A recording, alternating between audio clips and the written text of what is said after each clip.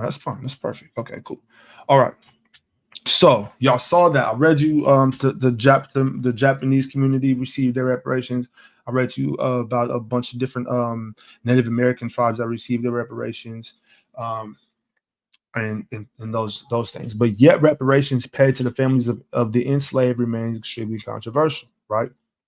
Um, Albany Law School professor Anthony Paul Farley, a former federal prosecutor, said that may be due to the fact that the system of oppression that shackles and demean Black Americans remain in place.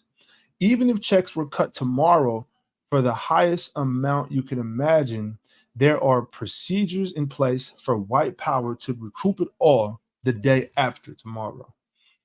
Farley described how Black Americans face higher arrest rates, lower wages, and are more fragile economic existence than their white counterparts. He attributed that to systematic defamation by the United States government of Black Americans. If y'all don't, let me read to y'all the definition of defamation real quick, because this is what I was talking about.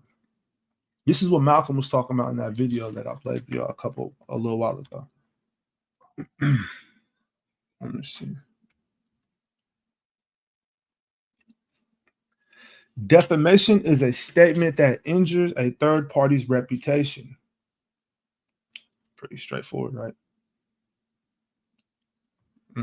So that's just basically just speaking bad about somebody. Defamation makes the reputation, makes people look at you in a certain light, right? And in a way that, and that's what they're saying is happening in America, that we are victims of defamation, right? Scoot that over just a little bit. Okay. So I'll read that again. Farley describes how Black Americans face higher arrest rates, lower wages, and a more fragile economic existence than their white counterparts. He attributed that to systematic defamation by the United States government of Black Americans. Our government has a way of move that over. Sorry, y'all. Our government has a way of teaching everyone Black people's place in society, he said. We as lawyers are all familiar with reputational harm. We know what defamation is. We know what it costs if you have a bad name, but we don't think of the ways our government has for all these years been busy producing a bad name for Black people.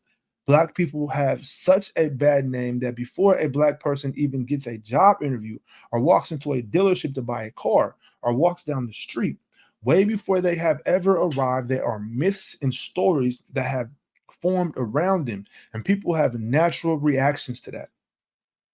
Farley said that the defamation comes in the form of how the government sanctions slavery and then segregation, and how the legal, education, financial, and medical systems in the country treats Blacks. Okay. William A. Doherty Jr., a professor of public policy at Duke University, said that many Americans have come to see Black suffering as morally correct. That's what Malcolm was talking about in that video I was playing for y'all last week. I'm going to read that again. William A. Doherty Jr., a professor of public policy at Duke University, said that many Americans have come to see Black suffering as morally correct. If we introduce a wealth program, we have to prepare for a violent response. 30% of the population will resist any positive social change on behalf of Black people.